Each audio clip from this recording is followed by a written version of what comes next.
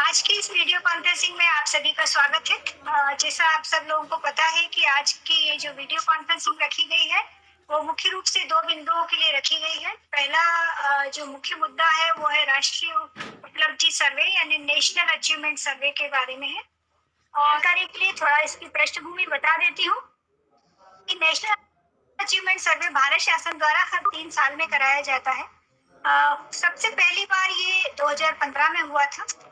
उसके बाद दूसरी बार 2018 में और तीसरी बार ये 2021 में हो रहा है और 12 नवंबर इसके लिए डेट निर्धारित की गई है। ये जो नेशनल अचीवमेंट सर्वे है इसका जो मुख्य ऑब्जेक्टिव है वो ये है कि विद्यार्थियों के सीखने के स्तर क्या है। ये अक्रॉस द सारे स्कूल, चाहे प्राइवेट हो, गवर्नमेंट हो, एडेड हो या सेंट्रल गवर्नमेंट के सीबीएसई स्कूल हो, केंद्रीय विद्यालय हो, नवोदय विद्यालय हो, सारे स्कूलों के विद्यार्थियों के सीखने का स्तर क्या है 3, 5, 8 और 10 के लिए जाता है। ये 5 विषय, इसलिए यदि हम 10वीं की बात करें इसमें 5 विषय हैं: अंग्रेजी, गणित, विज्ञान, सामाजिक विज्ञान और जो मॉडर्न इंडियन लैंग्वेज है जो मध्य प्रदेश में हिंदी है।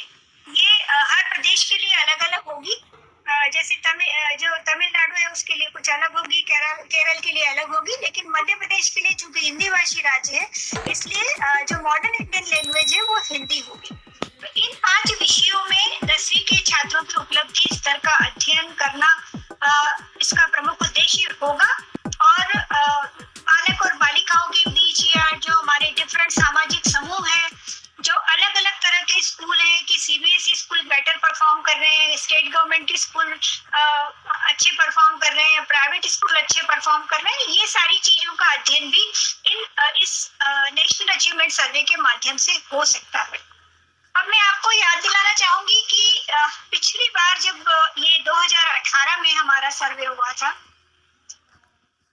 तब मध्य प्रदेश की स्थिति क्या थी। आप यदि स्लाइड को देखेंगे तो आपको समझ में आएगा। इसमें इंग्लिश में मध्य प्रदेश के जो बच्चे थे वो सिर्फ 29.6% बच्चे ही ऐसे थे जो जिन्होंने 29.6% क्वेश्चंस के ही सही आंसर दिए बच्चों ने।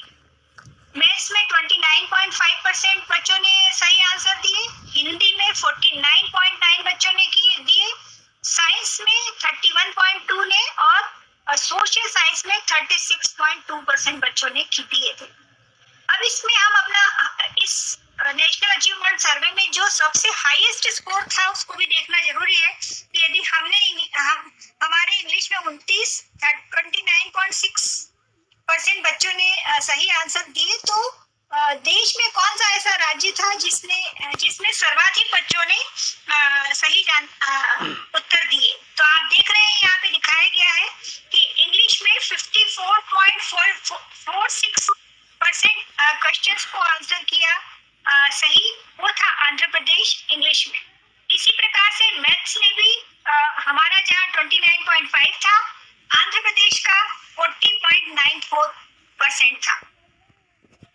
हिंदी में भी बात करें, हम हिंदी भाषी राज्य हैं लेकिन फिर भी हमारे यहाँ हिंदी में भी हम 21वें नंबर पर हैं पूरे देश में और गणित में हम 25वें नंबर पे थे लास्ट टाइम और इंग्लिश में तो सबसे लास्ट में थे। मतलब सबसे अंतिम स्थान जो होता है वो हमारा ही था।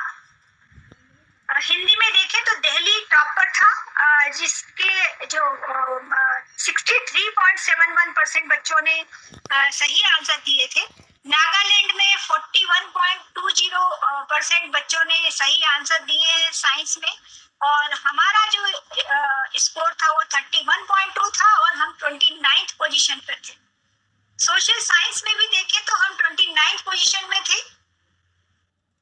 जो हाईएस्ट स्कोर था वो 46.8 था जो केरला का था, हमारा 36.2 था।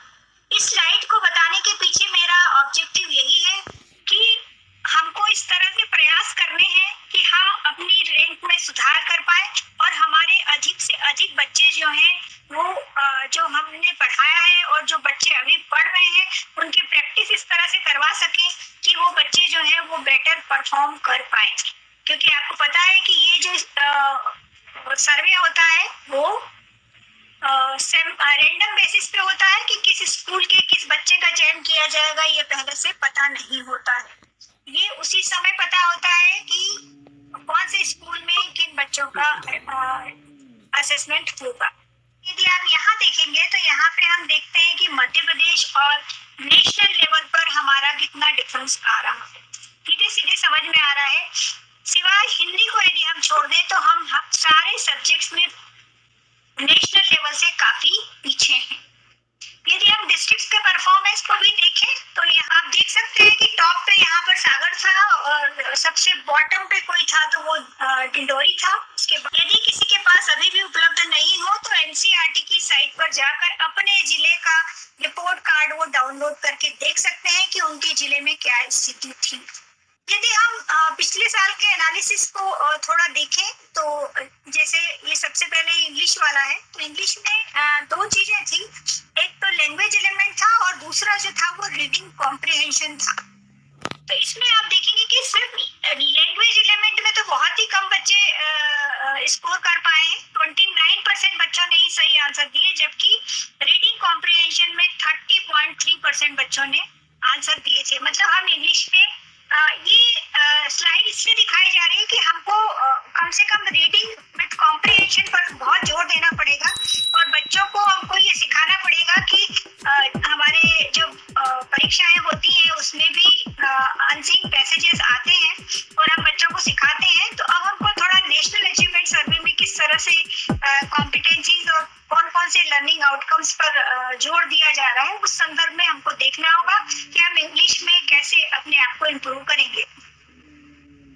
इसी प्रकार से यदि हम मैथ्स में भी देखें तो आप देखेंगे यहाँ पर कि जो सबसे ज्यादा नंबर बच्चों ने पाए, ज्यादा परसेंट बच्चों ने सही हल किए थे वो थे मेंसुरेशन वाले। फिर स्टैटिस्टिक्स, मतलब ये भी थोड़ा देखने वाली बात है कि कोऑर्डिनेट ज्योमेट्री और नंबर सिस्टम और प्रोबेबिलिटी, जो मुझे लगता है कि प्रोबेबिलिटी बाकी चीजों से शायद ज्यादा आसान है, उसमें भी हमारे काफी कम नंबर थे। काफी कम बच्चे ही आंसर दे पाए थे और मेंसुरेशन और स्टैटिस्टिक्स में हमारी स्थिति थोड़ी ठीक थी। हिंदी में एक ही कॉम्पिटेंसी थी, रीडिंग विद कॉम्प्रिहेंशन, तो उसमें आपको बताया है मैंने अभी कि 49.9 हमारे 9% बच्चे हमारे सही स्कोर कर पाए थे। तो यदि हम यहाँ देखें साइंस में तो नेचुरल फिनोमिना है, 24.6% बच्चे ही इसको आंसर कर पाए थे और नेचुरल रिसोर्सेज ही ऐसा टॉपिक था जिसपे लगभग 37% बच्चों ने सही आंसर दिए थे। तो ये सिर्फ आपकी जानकारी के लिए मैं बता रही हूँ कि इस तरह के एनालिसिस करके भारत शासन और एनसीईआरटी हमको प्रोवाइड करता है। पिछली बार जब ये रिजल्ट आया था तब हमने सभी जिलों के साथ चर्चा भी की थी और उनको इसके संबंध में जानकारी देकर और इम्प्रूवमेंट के लिए निर्देशित भी किया था। इस बार का जो नेशनल अचीवमेंट सर्वे होगा वो ये दिखाएगा कि हम उससे आगे बढ़े हैं या पीछे चले गए। हालांकि कोविड निश्चित रूप से रहा, लेकिन कोविड सारे प्रदेशों के लिए रहा है, तो हम ये एक्सक्यूज नहीं दे पाएंगे किसी भी स्थिति में कि कोविड के कारण हमारे बच्चों ने परफॉर्म नहीं किया, क्योंकि पूरे देश में लगभग कमोबेश एक जैसी स्थिति थी और यदि पूरे देश में एक साथ ये सर्वे होने जा रहा है और सभी बच्चे जिस तरह से परफॉर्म करेंगे उसी का ये एनालिसिस होगा, तो निश्चित रूप से हमको इस पर विशेष रूप से कार्य करने की आवश्यकता होगी। तो अब हमारी जो अपेक्षा है या हमारी जो आगे की रणनीति है, क्योंकि 12 नवंबर में हमारे पास बहुत ज्यादा समय शेष नहीं है। सबसे पहला टेस्ट जो आपको करना है वो 10 से 15 तारीख के बीच में है और ये टेस्ट एक्चुअली वही टेस्ट है जो पिछले साल भारत शासन ने नेशनल अचीवमेंट सर्वे में जो प्रश्न पत्र दिए थे उन्हीं प्रश्न पत्रों के आधार पर ये टेस्ट दिया जाएगा। इसमें 60 प्रश्न है। इसके अतिरिक्त जो द्वितीय प्रैक्टिस टेस्ट होगा वो हम 4 तारीख से लेके 9 अक्टूबर तक करेंगे और उसमें 70 प्रश्न होंगे। पिछली बार भारत शासन ने जो व्यवस्था की थी, जो प्रश्न पत्र आए थे उन प्रश्न पत्रों में 60 प्रश्न एक ही विषय के थे। मतलब लास्ट टाइम जो सर्वे हुआ था उसमें एक बच्चे को एक ही विषय का टेस्ट देना था, जो भी रैंडमली उसके पास आ जाता। मतलब ऐसा चूज करके आप नहीं दे सकते थे कि इसको हिंदी देंगे, इसको अंग्रेजी देंगे, ऐसा नहीं था। जो भी बच्चे वहाँ उस दिन उपस्थित हुए थे या उनको चयन किया गया था, उन बच्चों को जो भी रैंडमली जो भी क्वेश्चन पेपर मिलता, चाहे हिंदी का मिलता, इंग्लिश का मिलता, मैथ्स का मिलता, वो उनको करना था। और उस प्रश्न पत्र में 60 प्रश्न होते थे और एक ही विषय का प्रश्न पत्र था। लेकिन इस बार भारत शासन ने इसको थोड़ा बदल दिया है और अब प्रत्येक बच्चे को दो विषयों का एक सेट दिया जाएगा जिसमें 70 प्रश्न होंगे। मतलब अब एक बच्चे को जैसे हो सकता है उसको हिंदी गणित मिल जाए, हिंदी अंग्रेजी मिल जाए, कुछ भी मिल सकता है। इस तरह के क्या सेट्स, किस तरह के सेट्स होंगे ये हम अभी आपको आगे चल के बताएंगे। इसके अतिरिक्त जो हम लोगों ने यहाँ से सोचा है वो ये है कि सभी विद्यार्थियों को प्रैक्टिस टेस्ट कराने हैं। इसके लिए हम प्रतिदिन प्रत्येक विषय के 2 प्रश्न डीजी लैब के माध्यम से भेजेंगे। उसके लिए आपको ये करना है कि वो हर बच्चे तक पहुंचे और बच्चे प्रश्नों को हल करें, ताकि जब 12 नवंबर को हमारा टेस्ट हो तो बच्चे बिल्कुल ऐसा न लगे उनको कि ये तो किताब में से नहीं है, किताब में से तो प्रश्न आएगा नहीं।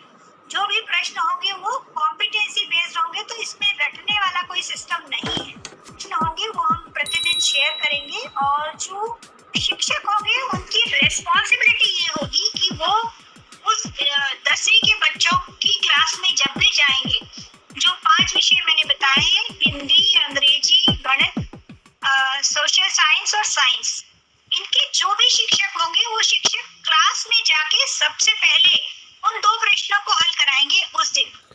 10 से 15 के बीच में जो प्रैक्टिस टेस्ट होना है उसमें आपको करना ये है कि जो पेपर हम यहाँ से विमर्श पोर्टल पर अपलोड करेंगे, उस पोर्टल से पेपर को डाउनलोड करना है।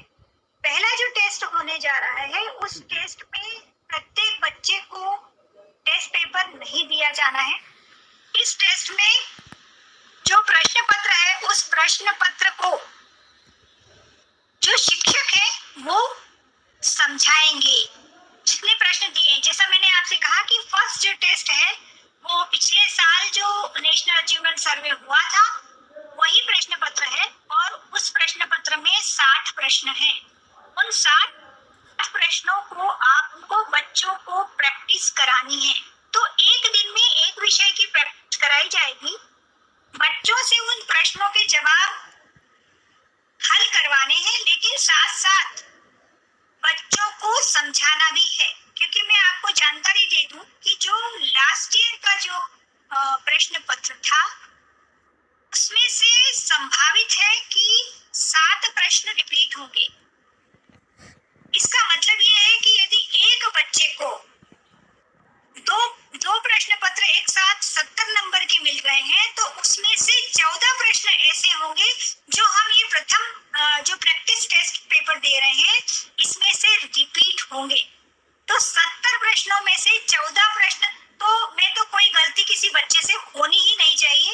ये आपको इंश्योर करना है, उनको वो प्रश्न समझाने हैं। इसके अलावा जो अन्य चीजें हैं उसके लिए हम अलग से जो सेकंड और थर्ड प्रैक्टिस टेस्ट पेपर होगा वो हम डिजाइन कर रहे हैं और 10 तारीख तक हम सारे जो टेस्ट पेपर हैं वो विमर्श पोर्टल पर डाल देंगे। वो शिक्षक ही प्रश्नों को हल कराएंगे और बच्चों को समझाएंगे। एक दिन में एक विषय के प्रैक्टिस टेस्ट पेपर होंगे और उसके बाद मतलब उस दिन आप ये नहीं सोचे कि 45 मिनट के पीरियड में ही आप उन 60 प्रश्नों को कराएंगे। यदि आपको 3 पीरियड की आवश्यकता है, 4 पीरियड की आवश्यकता है, तो प्राचार्य ये सुनिश्चित करेंगे कि 4 पीरियड में अंग्रेजी विषय का ही काम होगा। जो प्रैक्टिस टेस्ट पेपर है उसी को समझाया जाएगा। इसी प्रकार से यदि पूरा दिन भी लगता है तो पूरा दिन भी आप यूज कर सकते हैं, पर ऑब्जेक्टिव यही है कि जो प्रश्न पत्र है वो सभी बच्चों से हल करवाकर उनको समझ में आ जाए। तो जैसे अभी हमने जो डेट निर्धारित की है वो ये है कि 10 तारीख को आपको अंग्रेजी विषय का टेस्ट पेपर देना है, 11 तारीख को हिंदी विषय का प्रैक्टिस टेस्ट पेपर सॉल्व करवाना है। फिर 13 तारीख को आपको विज्ञान का करना है, 14 तारीख को गणित का करना है और 15 तारीख को सामाजिक विज्ञान का करना है। आप लोग ये ना सोचे कि ये पढ़ाई लिखाई से कोई अलग काम आपको दे दिया गया है। ये आपकी पढ़ाई लिखाई का ही आकलन होने जा रहा है। तो इसको ये ना सोचे कि आप किताब नहीं पढ़ा पा रहे तो पढ़ाई नहीं हो रही। इस मिसकंसेप्शन को दूर करें कि किताब नहीं है और किताब के माध्यम से पढ़ाई नहीं हो रही तो वो पढ़ाई नहीं हो रही। वाकई में तो पढ़ाई यही होगी जो आप इन 5 दिनों में बच्चों के साथ बैठकर उनको समझाएंगे और उनको टेस्ट पेपर हल करवाएंगे। और द्वितीय एवं तृतीय टेस्ट के लिए भी जो हमने दिनांक निर्धारित की है उसमें जो समय होगा, प्रातः में जैसे आपने टेस्ट पेपर कराया बच्चों का, उसी दिन आपको बच्चों को जो गलतियां उन्होंने की है उनको आपको समझाना है। ये कार्यवाही भी आपको उसी दिन करनी होगी क्योंकि अभी हमारे पास बहुत ज्यादा लंबा समय नहीं है।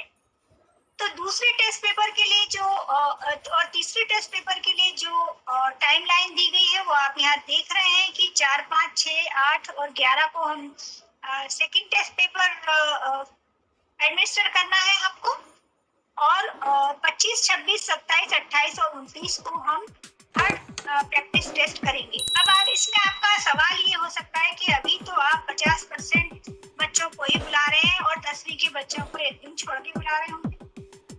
तो इन दिनांकों में आपको लगातार बच्चों को बुलाना है, ये आप सुनिश्चित कर लें। किसी कक्षा 9वीं को आप स्किप कर दें उस दौरान, लेकिन कक्षा 10वीं के बच्चों को ये जो समयावधि दी है इस समयावधि में सभी बच्चे कक्षा 10वीं के अनिवार्यतः उपस्थित रहे, ये आप सुनिश्चित करिए। ये सभी विषयों के प्रैक्टिस टेस्ट पेपर सभी विद्यार्थियों को करने हैं क्योंकि जब रैंडम सैंपलिंग होगी और रैंडमली बच्चों का चयन किया जाएगा तो आपको नहीं पता है कि कौन से विद्यार्थी को कौन सा टेस्ट पेपर मिलेगा। तो ये आवश्यक है कि आप सभी बच्चों का टेस्ट पेपर का जो प्रैक्टिस है वो आवश्यक रूप से करा लें। जो टेस्ट पेपर है वो निश्चित रूप से MCQ भी होता है, बहुविकल्पीय होता है, जिसमें से कोई एक उत्तर जो भी सही हो, सही विकल्प पर निशान लगाना होगा। जो नेशनल अचीवमेंट सर्वे 12 नवंबर को होगा, उसमें आपको OMR शीट दी जाएगी, लेकिन इसमें बच्चों से अभी आपको सिर्फ टिक ही लगवाकर और उसी को आपको जांचना होगा। प्रैक्टिस टेस्ट की प्रक्रिया समाप्त होने पर प्राचार्य जो है वो सभी विद्यार्थियों से उनके प्रश्न पत्र जमा कर लेंगे ताकि उनका जो वैल्यूएशन है वो शिक्षकों के द्वारा किया जाए। आप लोगों ने देखा होगा भारत शासन में ने NCERT ने सभी कक्षाओं के लिए लर्निंग आउटकम्स जारी किए हैं। कक्षा 9वीं और 10वीं के लिए भी है और 11वीं और 12वीं के लिए भी है। ये आप देख रहे हैं, यहाँ पे हमने वो लर्निंग आउटकम्स आपको दिखाए हैं जिन लर्निंग आउटकम्स के आधार पर नेशनल अचीवमेंट सर्वे में प्रश्न पूछे जाएंगे। ये आप देख रहे हैं, जैसे यदि हम साइंस की बात करें तो जो पहला लर्निंग आउटकम है वो है गुणों और विशेषताओं के आधार पर सामग्री, वस्तुओं, जीवों, घटनाओं और प्रक्रियाओं को अलग करता है। मतलब मानव और पौधों में क्या अंतर होता है, किस तरह की विशेषताएं हैं, फिजिकल है, केमिकल है, किस तरह का डिफरेंस है और किस तरह के प्रभाव हैं, ये सारी चीजें ये आपको देखने से समझ में आएगा कि इन लर्निंग आउटकम्स को असिस्ट किया जाएगा नेशनल अचीवमेंट सर्वे में। तो आप जो भी बच्चा है उसको ये सब चीजें आनी चाहिए कि यदि उन्होंने कोई डेटा दे दिया तो उसकी गणना उसको आती है कि नहीं आती है, कोई ग्राफ दिया तो उस ग्राफ से वो कुछ कैलकुलेट करके निकाल पाता है या नहीं निकाल पाता है, कोई विज्ञापन दिया तो उस विज्ञापन में क्या क्या चीजें लिखी गई हैं और वो किसके लिए है, उस तरह की चीजें पढ़ के और लिख सकता है या नहीं लिख सकता है। ये सारी चीजें जो हैं वो लर्निंग आउटकम्स हैं। आप लोगों के साथ हम जो टीचर्स का जो मॉड्यूल है उसमें ये सारी चीजें हम इंक्लूड कर रहे हैं, लेकिन आप NCERT की साइट पर जाकर प्रत्येक विषय के लिए जो लर्निंग आउटकम्स दिए गए हैं कक्षा 9वीं और 10वीं के लिए, वो आप आवश्यक रूप से देख लें। तो डिटेलिंग आपको वहाँ मिल जाएगी। यहाँ पर हम लोग आपसे शॉर्ट में ही बात कर रहे हैं। इसी प्रकार से सामाजिक विज्ञान में कि कोई यदि उन्होंने कोई आंकड़े दिए तो उसको कैसे प्राप्त करता है, उसका एनालिसिस कैसे करता है, प्रक्रियाओं का वर्णन कर पाता है कि नहीं कर पाता है, विभिन्न पहलुओं के बारे में मान्यताओं पूर्वाग्रहों की पहचान वो कर पाता है कि नहीं कर पाता है। ये सारी चीजें जो आप देख रहे हैं ये सारे लर्निंग आउटकम्स हैं और इनके नंबर भी दिए गए हैं। मतलब यदि सामाजिक विज्ञान का जो प्रश्न पत्र होगा उसमें जो 35 क्वेश्चंस होंगे वो इन लर्निंग आउटकम्स के आधार पर होंगे, न कि किताब की रटी रटाई चीजों के आधार पर।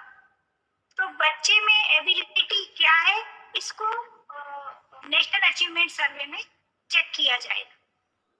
ये उसका जिस्ट है कि किस सब्जेक्ट में कितने लर्निंग आउटकम्स लिए गए हैं। जैसे आपने देखा कि मॉडर्न लैंग्वेज में से लर्निंग आउटकम है तो हमने देखा था लर्निंग रीडिंग विथ कॉम्प्रिहेंशन,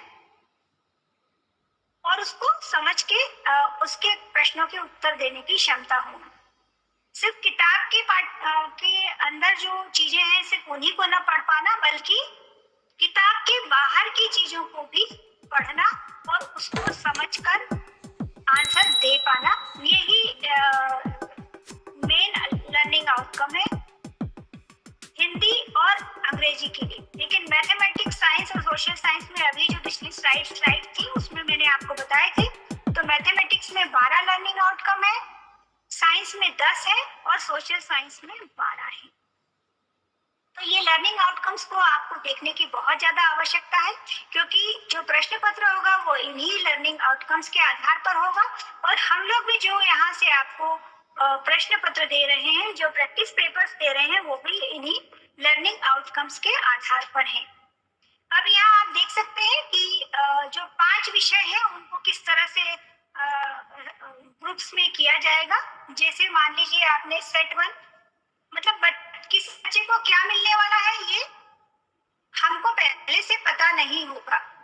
किसी सेट में हिंदी और मैथ्स हो सकता है, किसी सेट में मैथ्स के साथ सोशल साइंस हो सकता है, किसी सेट में साइंस के साथ इंग्लिश हो सकता है, किसी सेट में सोशल साइंस के साथ इंग्लिश हो सकता है और किसी सेट में हिंदी के साथ साइंस हो सकता है। तो कोई भी ऑप्शन हो सकता है।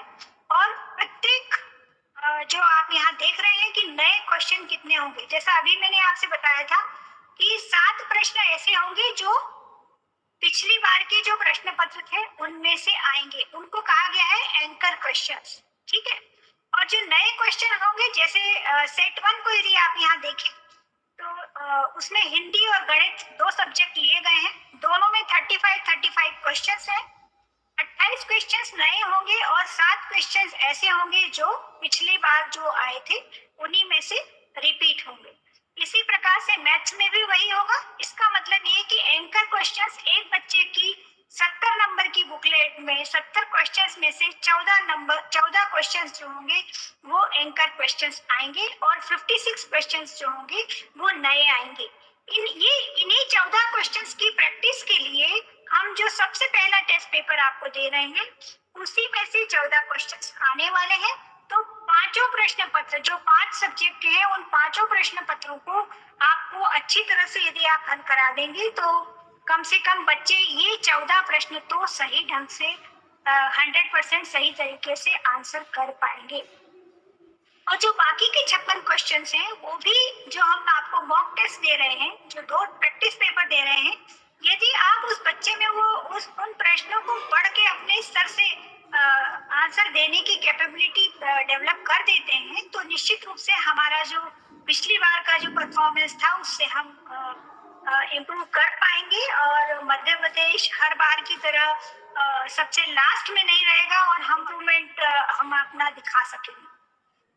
तो कुल मिला के अभी जो हमने बातचीत की है नेशनल अचीवमेंट सर्वे के बारे में, उससे आपको समझ में आ गया होगा कि ये कितना इम्पोर्टेंट इशू है और इसके आधार पर ही मतलब सारे राज्यों की रैंकिंग होती है और हमारी रैंक में आपको बता ही चुकी हूँ।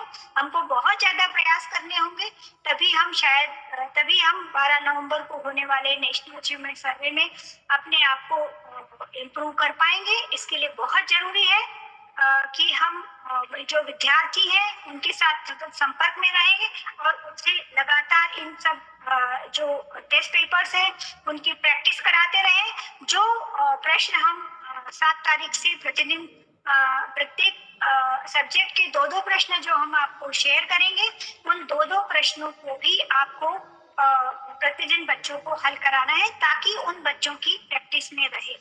दूसरी चीज मैंने आपको बहुत स्पष्ट कर ही दी है कि जिन दिनांकों में ये टेस्ट होंगे उन दिनांक में आपको 10वीं के बच्चों को अनिवार्यतः बुलाना है। ये जस्ट पहला ओरिएंटेशन है। इसके बाद हम और भी ओरिएंटेशन लगातार करेंगे और आपसे निश्चित रूप से संपर्क में रहेंगे, क्योंकि इसके ऊपर हमारे मध्य प्रदेश की छवि डिपेंड करती है और आगे आने वाले समय में यही देखा जाएगा कि हमने क्या काम किया है। यदि आपने अपने स्कूल में अच्छा काम किया है, आपने अपने बच्चों को पढ़ाया है, उनको बेहतर बनाने के लिए दिशा दी है, तो निश्चित रूप से हम पिछली बार से अपने स्तर में सुधार कर पाएंगे। हमारा टारगेट तो ये है कि हम टॉप 10 में मध्य प्रदेश आना चाहिए और इसीलिए ये सब तैयारी की जा रही है। तो इस बार नवंबर तक हमको विशेष रूप से सिर्फ नेशनल अचीवमेंट सर्वे पर ही फोकस करना है, स्पेशली क्लास 10।